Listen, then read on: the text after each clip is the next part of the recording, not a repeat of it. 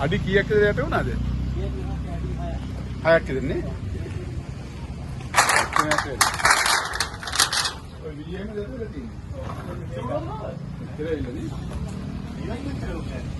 iya. Pagi dia deh. Iya, gila ibaratnya rata-rata kalau dapat ada lana kalau terus itu gopu. Oh. Emang අවුරුදු 50 ගානකටම යට වෙලා නැහැ. එතන හිටියා. ඉන්න බෑ එතනත් යට වෙගෙන එනවා. ඊට පස්සේ බෝට් එකක් ආවා බෝට් එක යනවා පස්සේ වයිට් ඔක්කොම ගියා. මේකේ අඩි 10ක්. අඩි 9 10ක්. ඔව් අර හරියේ ඒකත් තිබුණා. අර වන්දක ලොකු කොටයක් එහෙමත් අතන පාරේ ඇවිල්ලා තියෙන පාරත් කඩන් ගිහලා වෙල ළඟ ඉස්සරහා. ඔව් හතේ ඒක කොටේ ඉඳලා තියෙන අර කෙරුවනේ. සාල කොටයක් අපිට ඉතලසයි. ඒකත් ගහගෙන ඇවිල්ලා.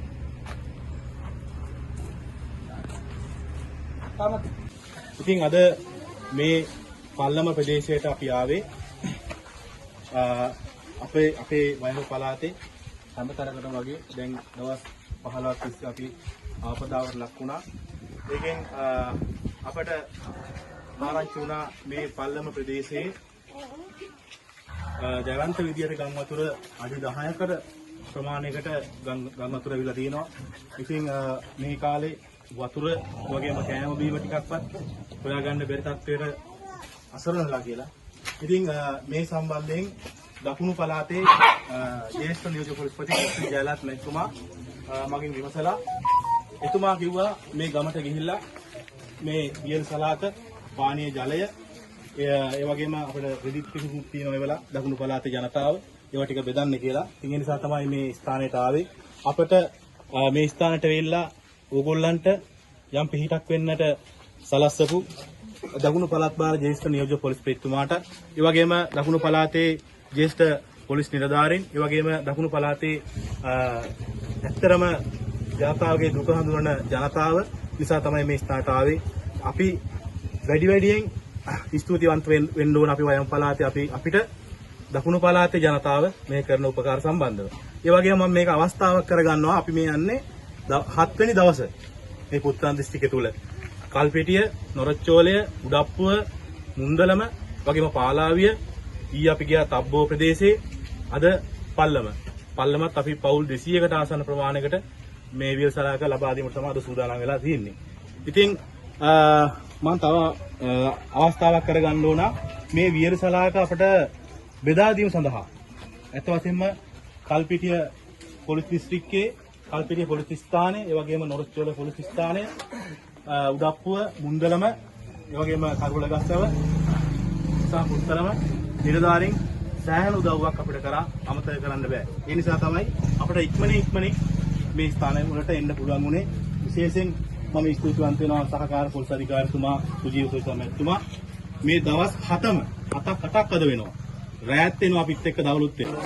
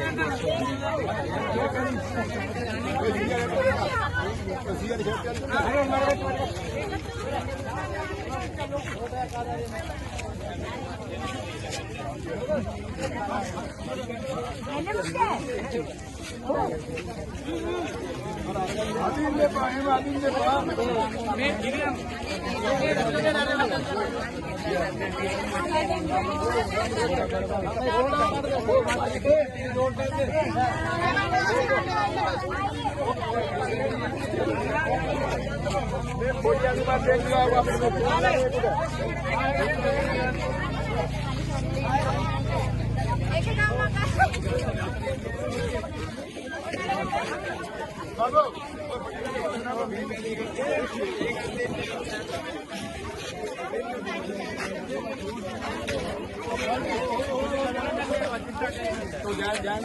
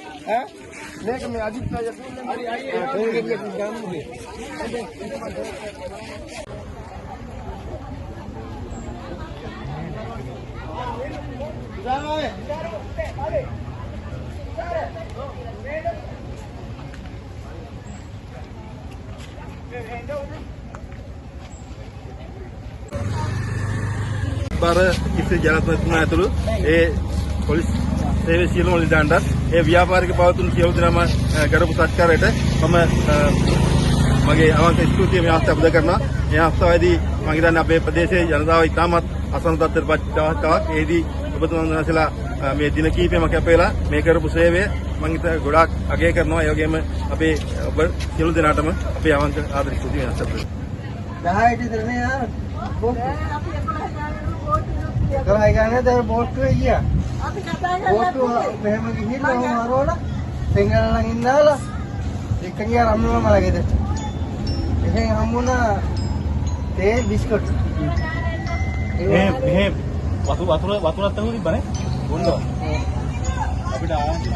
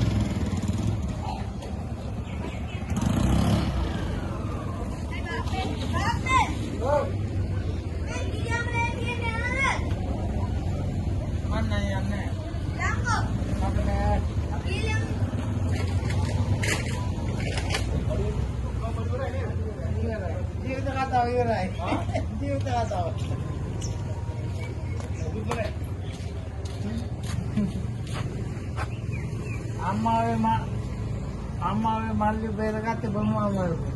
වතුරනේ මල්ලිට එච්චර කල්පනාවක් නැහැනේ.